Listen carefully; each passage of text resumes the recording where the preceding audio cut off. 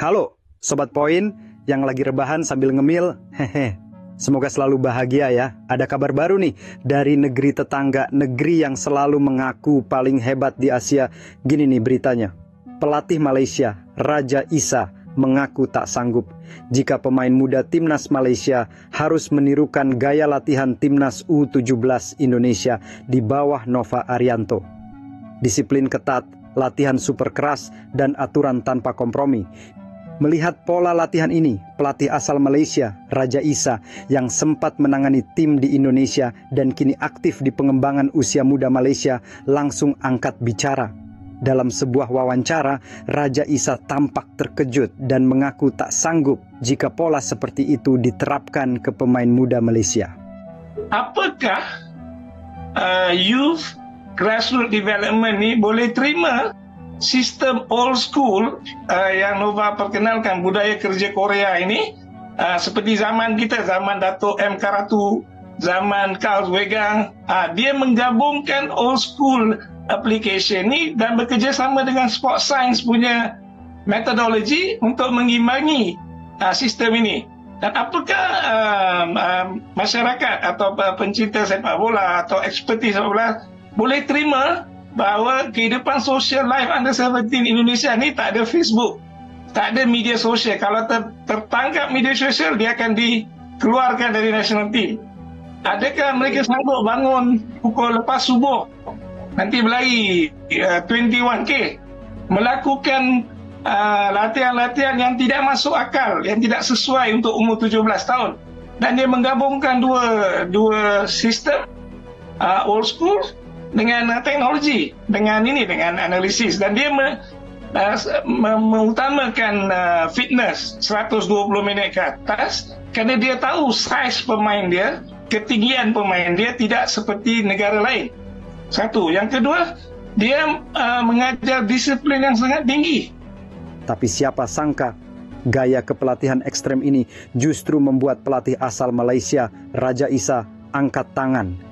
Ia secara jujur mengaku tak sanggup jika pemain muda Malaysia harus mengikuti pola latihan yang sama. Saya dengar, saya baca di media orang kata, kita lihat Indonesia membangun pembangunan. Kalau kita lihat training yang dibuat oleh Nova, saya rasa yang pertama yang akan menentang adalah kelompok-kelompok sports science. Sports science academies akan tidak bersetuju untuk melakukan ini. Apakah kalau mau copy paste Nova lakukan dengan budaya kerja Korea ini, budaya disiplin yang sangat tegas, budaya detail, sangat detail. Nova ini sangat detail, dia belajar dari Shin Tae-yong, pelatih yang sudah di World Cup. Apakah kita mampu memberi seorang pelatih bebas seperti apa yang Nova dapat? Rahsia kejayaan Under 17 Indonesia ini sebenarnya faktor pelatih, faktor Presiden Indonesia Jokowi dan Prabowo yang memberi support yang luar biasa, dan faktor leader yang ada pada Erick Thohir yang memahami sepak bola, bola sepak lah. Jadi kita cakap Indonesia begini, ayo pergi tengok sendiri, lihat apa yang Nova buat ke atas pemain 17 ni. Dia juga dikritik oleh masyarakat Indonesia, masyarakat bola, bahawa ini tidak sesuai, menyeksa pemain under 17, tidak memberi kebebasan, kena ini. Tapi akhirnya Nova diberi izin, dibantu oleh Allah Subhanahu Wa Taala, hasil usaha dia dan kepercayaan pada sistem dia layak ke Piala Dunia. Disiplin adalah segalanya. Para pemain muda ini harus bangun pukul 4 pagi setiap hari. Bukan untuk santai atau main gadget, tapi langsung ke lapangan atau gym. Fokus utama adalah peningkatan kekuatan fisik, daya tahan, dan massa otot. Ya memang dalam membentuk pemain sebelum kita masuk ke turnamen kita lihat dulu lihat dulu situasinya. Kalau kita tampil di Piala Asia ya situasinya kan berbeda dengan saat kita tampil di, contoh pemain tampil di Piala Suratin, di EPA, saat itu terus habis itu ada di Piala AFF, habis itu ada di Piala Asia, di kualifikasi sampai di Piala Asia, dan di situ kita melihat kalau kita tidak mempersiapkan secara fisik, secara massa otot pemain dengan baik, ya kita tidak akan bisa berbicara banyak di Piala Asia. Mungkin kalau mereka tampil di Suratin atau di EPA dengan situasi yang ada seperti yang biasa mereka lakukan, mungkin masih bisa untuk bersaing di sana. Tetapi kalau kita ingin berbicara di Piala Asia atau di kualifikasi, ya apa sih sebenarnya, apa saja yang harus kita persiapkan, dan secara periodisasi kita persiapkan dulu masalah fisik agar di saat nanti masuk di sebuah taktikal atau di saat uji coba mereka udah siap, dan mereka akan lebih siap lagi nanti di saat pertandingan resmi. Raja Isa juga menyebut bahwa gaya seperti ini mencerminkan perubahan mentalitas sepak bola Indonesia. Dari yang dulu longgar dan santai, kini berubah menjadi militeristik dan super disiplin.